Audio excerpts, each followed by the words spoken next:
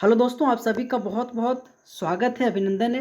SSC MTS 2025 marathon mix question साथीगण, आज day 15 है। लेकिन दोस्त आज 15 अगस्त है ना। तो दोस्त आप सभी को स्वतंत्रता दिवस की ढेर सारी शुभकामनाएं, बधाई। ठीक है, तो मेरे दोस्त आज के इस क्लास में मैं एसएससी एमटीएस के लिए इंपॉर्टेंट क्वेश्चन चर्चा करने वाले हैं। अगर दोस्तों आपने 1 से लेकर 14 मॉक टेस्ट तक अगर आपने नहीं देखे होंगे तो जाके दोस्त जरूर देख लीजिएगा। ठीक है, क्योंकि दोस्तों आपके लिए मैं जिस तरीके से क्लास करा रहा हूँ ना यार, वाकई में आपके सिलेक्शन के लिए बहुत बेस्ट तरीके से क्लास है। तो दोस्त आप जरूर देखिएगा, प्लेलिस्ट बना दिया गया है ना। तो आइए दोस्तों आज के इस क्लास में पहला क्वेश्चन देखते हैं ना। दोस्तों पहला क्वेश्चन है कि 1905 में बंगाल विभाजन की घोषणा के समय भारत का वायसराय कौन था। ये दोस्त क्वेश्चन बहुत इंपॉर्टेंट है। आप दोस्तों अभी अगर analysis paper as a undergraduate exam का अगर आपने देखते होंगे ना, तो ये दोस्त क्वेश्चन कम से कम 1 से 2 बार पूछा गया था ना कि कौन से गवर्नर जनरल के कौन से घटनाएं हुआ था, उनसे क्वेश्चन हमेशा पूछा जाता है। ठीक है, तो दोस्तों इस क्वेश्चन के माध्यम से तो मैं पूरा रिवीजन करा ही दूंगा, लेकिन सबसे पहले इस क्वेश्चन का अगर मैं आंसर की बात करूं तो लॉर्ड कर्जन के ही दोस्तों शासन काल में 1905 में बंगाल विभाजन हुआ था। वो दोस्तों आप सबको याद रखनी है। ठीक है, लेकिन दोस्तों आइए इस क्वेश्चन के माध्यम से मैंने जो आपको प्रॉमिस किया हुआ है, मैं अपने आप को अच्छे तरीके से उसे निभाने वाला हूँ। ठीक है, सबसे पहले दोस्त आप सबको लॉर्ड कैनिंग के बारे में याद रखनी है। उनका कार्यकाल दोस्त 1856 से लेकर 1862 के बीच में होता। और सबसे इंपॉर्टेंट फैक्ट ये है कि 1857 की विद्रोह कौन से वायसराय के दौरान हुआ था, तो लॉर्ड कैनिंग के वायसराय के दौरान हुआ था, जो आप सबको याद रखनी है। ठीक है, इसी के साथ लॉर्ड मेयो का दोस्तों कार्यकाल याद रखनी है 1869 से लेकर 1872। और दोस्तों 1872 में पहली बार अगर मैं जनगणना कराने की बात करूँ ना, तो लॉर्ड मेयो के ही दौरान हुआ था, है ना। तो आप सबको याद रखनी है। तीसरा पॉइंट दोस्तों, लॉर्ड लिटन का अगर मैं कार्यकाल की बात करूँ ना, तो 1876 से लेकर 1880 के बीच हुआ था। अच्छा दोस्तों, इनके शासनकाल में कौन कौन सी घटना हुआ था, तो सशस्त्र अधिनियम, वर्नाकुलर प्रेस एक्ट आया था। इसी के साथ मेरे दोस्त आप सबको याद रखनी है कि अकाल आयोग किसके दौरान दोस्तों लाया गया था, तो लॉर्ड लिटन के द्वारा हुआ था। ठीक है, अच्छा दोस्त अगर मैं लॉर्ड रिपन की बात करूं तो 1880 से लेकर 1884 तक इनका कार्यकाल रहा। और इन्हीं के दौरान दोस्तों हंटर आयोग और इसी के साथ वर्नाकुलर प्रेस अधिनियम का दोस्तों निरस्त और इसी के साथ इल्बर्ट बेल पेश किया गया था। ठीक है, मोस्ट इंपॉर्टेंट है, याद रखिएगा। अगर दोस्तों मैं लॉर्ड डफरिन की बात करूं तो 1884 से लेकर 1888 तक दोस्तों लॉर्ड डफरिन का कार्यकाल है। और इसी कार्यकाल के दौरान ही दोस्तों भारतीय राष्ट्रीय कांग्रेस का गठन लॉर्ड डफरिन के दौरान किया गया था। तो आप सबको दोस्तों याद रखनी है। लॉर्ड कर्जन दोस्त इसी के दौरान दोस्तों बंगाल विभाजन हुआ था, जो आप सबको दोस्तों याद रखनी है और बहुत इंपॉर्टेंट है। लॉर्ड कर्जन के दोस्तों हमेशा टाइम पीरियड पूछा जाता है, जो 1899 से लेकर 1905 के बीच में रहता है ना। अच्छा दोस्त, इसी के साथ लॉर्ड जेम्सफोर्ड के बारे में अगर कहूँ तो 1919 में दोस्तों भारत सरकार अधिनियम पारित किया था। लेकिन सबसे ज्यादा इनसे दोस्त जलियांवाला बाग हत्याकांड क्वेश्चन पूछा जाता है। ठीक है, कि जलियांवाला बाग हत्याकांड किस वायसराय के दौरान हुआ था, तो मेरे दोस्त लॉर्ड जेम्सफोर्ड के समय हुआ था। ठीक है, तो ये सभी के सभी दोस्त पॉइंट याद रखिएगा। मेरे दोस्त क्वेश्चन के अलावा जो भी मैं एक्स्ट्रा इन्फॉर्मेशन दे रहा हूँ, मेरे पढ़ाने का तौर तरीका, अगर दोस्तों आप सबको लगा अगर अच्छा लगे ना यार, तो वीडियो को यार लाइक करनी है और चैनल को दोस्त जरूर सब्सक्राइब करनी है। ठीक है, लेकिन दोस्तों अगर आपको इस बार एसएससी एमटीएस में एक सीट पक्की करनी है और जीके जीएस में वीकनेस है, तो एसएससी न्यू पैटर्न पे आधारित दोस्त मैं एक ईबुक बनाया हूं जो पीडीएफ फॉर्मेट में है। दोस्त अगर आपको सब्जेक्ट वाइज और टॉपिक वाइज दोनों लेना है तो मात्र 51 रुपया लगेगा। ठीक है, कैसे लेना है मेरे दोस्त, इस व्हाट्सअप नंबर के माध्यम से जुड़िएगा, क्योंकि दोस्त ये जो क्वेश्चन है ना आपके एग्जाम ओरिएंटेड और आपके भविष्य को बदलने के लिए बहुत ही रामबाण साबित होने वाला है। ठीक है, तो आप सभी का दोस्त बहुत स्वागत है, इस व्हाट्सएप नंबर के माध्यम से जुड़िएगा। अगर दोस्तों मैं कहूँ इसमें किस प्रकार से क्वेश्चन बनाया गया, आप ये देख सकते हैं, बहुत ही फ्रेश कंटेंट है, बाइलिंगुअल कंटेंट है, हिंदी इंग्लिश दोनों में दोस्त क्वेश्चन डाला गया है। ठीक है, तो अब की बार एमटीएस पर इस व्हाट्सएप नंबर के माध्यम से जरूर जुड़िएगा, है ना। दोस्तों अगला क्वेश्चन देखते हैं कि निम्नलिखित में से किस राज्य में स्थानांतरित कृषि को स्थानीय रूप से पेंडा कहा जाता है? ऐसे कौन से स्टेट है जहाँ पे दोस्तों पैंडा के रूप में जाना जाता है? ठीक है, यहाँ पे दोस्त स्थानांतरित क्रांति है, जिसमें से कुछ ऐसे वर्ड कॉपी नहीं हुआ होगा तो मुझे क्षमा करनी है। ठीक है, तो दोस्तों देखो क्वेश्चन का जो लेवल मैं सेट कर रहा हूँ ना, आपके एमटीएस ओरिएंटेड सेट कर रहा हूँ। ठीक है, पहला क्वेश्चन दोस्तों मैंने आपको गवर्नर जनरल से रिवीजन करा दिया अच्छी तरीके से। अब दोस्तों आपके एग्जाम में कौन से स्टेट में किस प्रकार की खेती के नाम से जाना जाता है, मैं दोस्तों क्वेश्चन नंबर दूसरा के माध्यम से रिवीजन कराने वाला हूँ। ठीक है, तो सबसे पहले दोस्तों क्वेश्चन नंबर अगर मैं बात करूँ दूसरा, तो आंध्र प्रदेश आ जाएगा और यहीं पे दोस्तों पेंडा के रूप में खेती को नाम से जाना जाता है, जो आप सबको याद रखनी है। लेकिन दोस्तों आइए मैं आप सबको दोस्तों और भी अदर स्टेट जहाँ पे किस नाम से जाना जाता है मैं आपको रिवीजन करा देने वाला हूँ। जैसे दोस्त अगर मैं झूम की बात करूँ तो असम, मेघालय, मिजोरम, नागालैंड, इनमें से दोस्त कोई एक ऑप्शन आपको दिया जाएगा। ठीक है दोस्तों, पोड़ू बहुत इंपॉर्टेंट है आंध्र प्रदेश में। अगर दोस्तों मैं वेबर या दाहिर की बात करूं तो ये मध्य प्रदेश में मोस्ट इंपॉर्टेंट है दोस्त, ये सबसे ज़्यादा इंपॉर्टेंट है। ठीक है, तो 100% लिख लो दोस्त, आपके एसएससी एमटीएस में वेबर या दाहिर में से एक क्वेश्चन हमेशा पूछा जाता है। ठीक है, अगर मैं कुमारी की बात करूं तो पश्चिमी घाट, अगर दोस्तों मैं पेंडा की बात करूं तो मध्य प्रदेश, यहाँ पे दोस्त ये किया जाता है ना। अगर मैं कुराऊ की बात करूं तो झारखंड आ जाएगा। अगर दोस्तों मैं ब्रिंगा की बात करूँ झारखंड, औरम की बात करूँ तो केरल में आ जाएगा। ठीक है, तो दोस्त आप सबको याद रखनी। ठीक है, मैं जो क्वेश्चन और उनका एक्स्ट्रा इन्फॉर्मेशन दे रहा हूँ ना, आप सबके लिए दोस्तों बहुत इंपॉर्टेंट है। लेकिन दोस्तों मैं पुनः आप सबसे रिक्वेस्ट कर रहा हूँ, ऐसा कोई क्वेश्चन, ऐसा कोई एक्सप्लेनेशन अगर आपको नहीं आता है तो दोस्त जोश एग्जाम मैग्नेट टेलीग्राम चैनल में दोस्तों जुड़िएगा, वहाँ पे मैं दोस्तों आपको फ्री पीडीएफ दे दूंगा, है ना दोस्त, वहाँ से जाकर आप रिवीजन जरूर कर लेना। ठीक है, लेकिन दोस्तों डिस्क्रिप्शन बॉक्स में इसका लिंक भी दे दिया गया, डायरेक्ट आप जाके जुड़ के इस क्लास का पीडीएफ दोस्त लेके रिवीजन कर लेना मेरे दोस्त। मैं 1 से लेकर 14 क्लास इसी तरीके से सिस्टमैटिक तरीके से दोस्त आप सबको पढ़ा रहा हूँ। ठीक है, तो दोस्त अगर आपको अच्छा लगे तो प्लेलिस्ट भी बना दिया गया, जाके आप शुरू से लेकर अंत तक क्लास पूरे के पूरे देख सकते हो, है ना। दोस्तों अगला क्वेश्चन आइए कि जैमिनीय और कौस्तकीय नृत्य का उल्लेख निम्नलिखित में से किस ग्रंथ में मिलता है।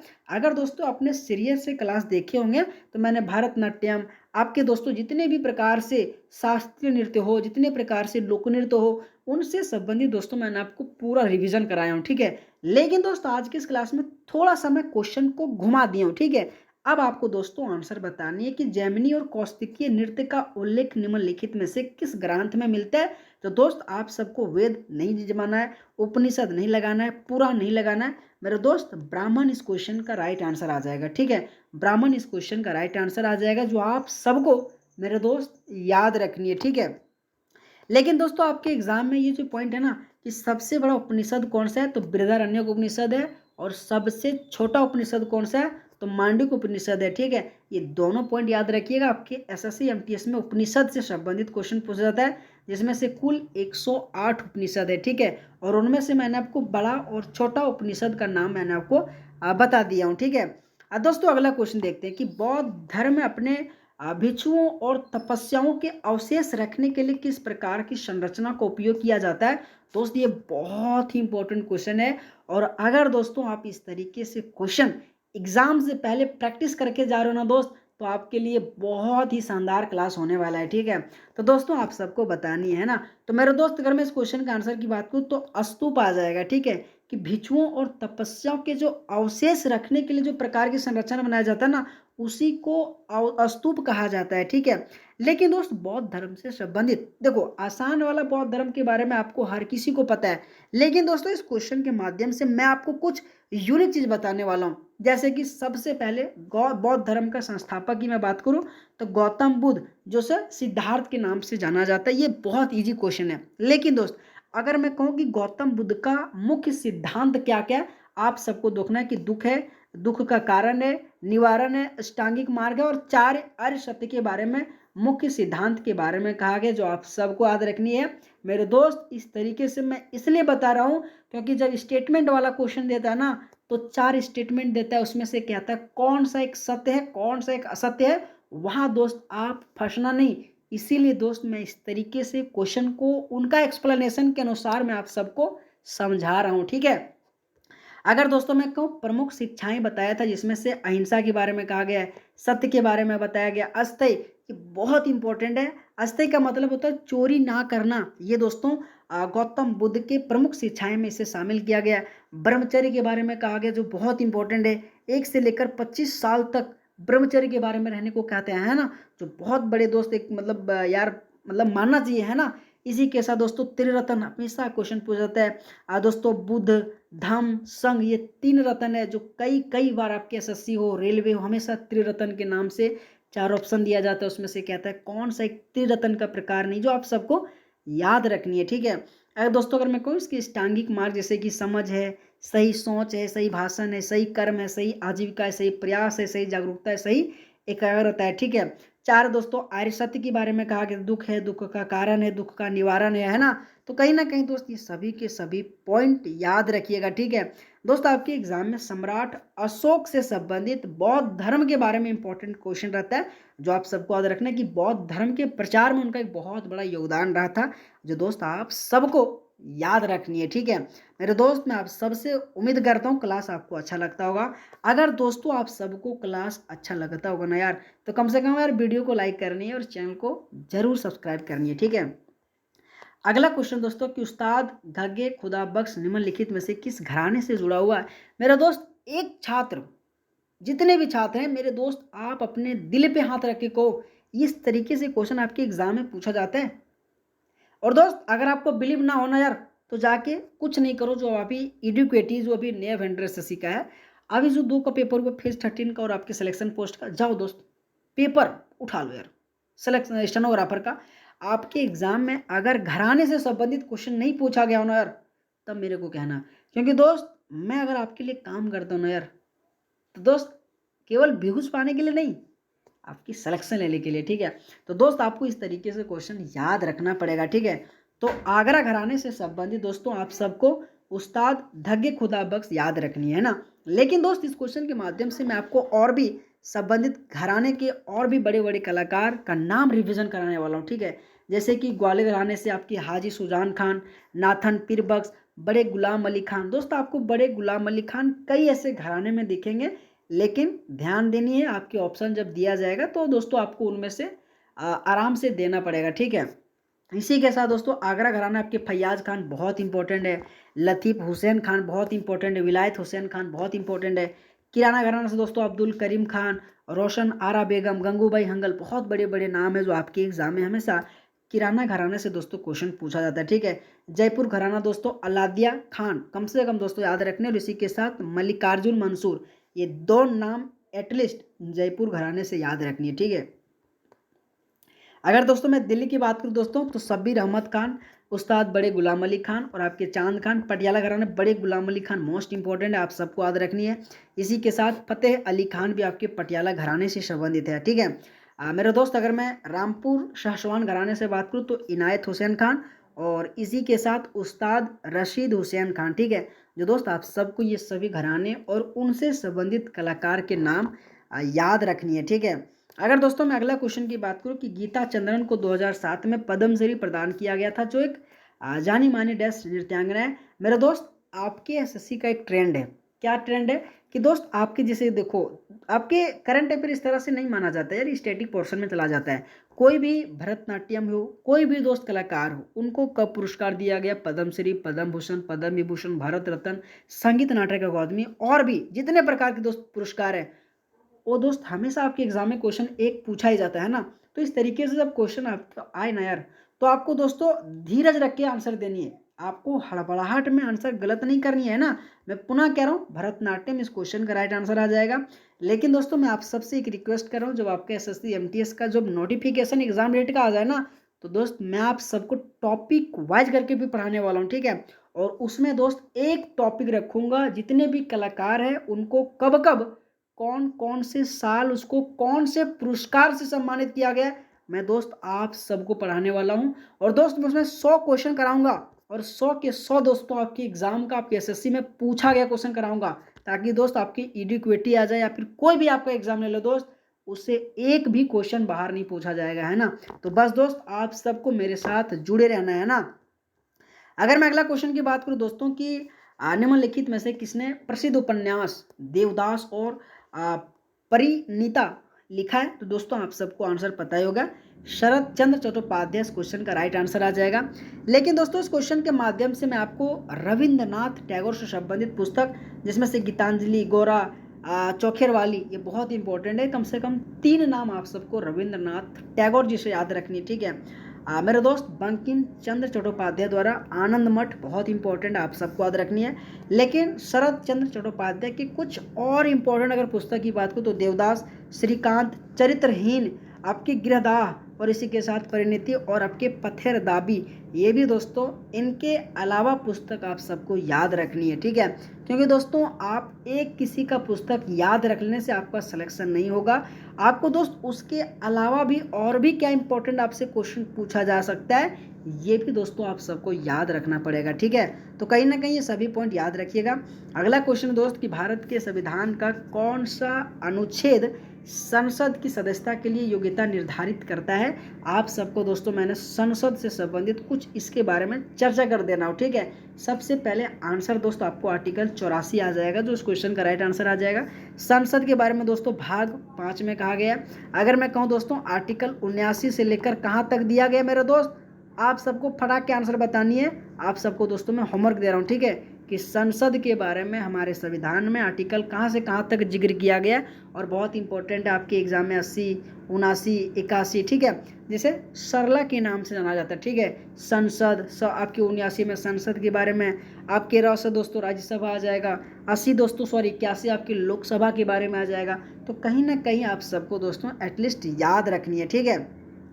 अगला अगर मैं क्वेश्चन की बात करूं कि सर्वप्रथम किसने प्रतिपादित किया कि कोशिकाएं पहले से विद्यमान कोशिकाओं से उत्पन्न होती है, जिसमें से रॉबर्ट हुक, स्लाइडेन स्वान, आपके रुडोल्फ विर्चो, ये 4 ऑप्शन दिया गया, ठीक है। तो दोस्तों अगर मैं इस क्वेश्चन का आंसर की बात करूँ तो रुडोल्फ विर्चो, उन्होंने ही कहा था दोस्तों कि कोशिकाएं पहले से विद्यमान कोशिकाएं से ही उत्पन्न होती है, जो आपके एसएससी में दोस्त ये क्वेश्चन कई बार क्वेश्चन पूछा गया था, तो आप सबको दोस्तों याद रखनी है, ठीक है। अगर दोस्तों मैं अगला क्वेश्चन की बात करूं, अगला क्वेश्चन है कि निम्नलिखित में से किस दिन को मुस्लिम समुदाय में शोक के दिन माना जाता है। अगर दोस्तों आप सबको इस क्वेश्चन का आंसर पता होगा तो आंसर बताना है, क्योंकि दोस्तों मैंने आपको पूरे स्टेट का दोस्तों फेस्टिवल रिवीजन कराया था।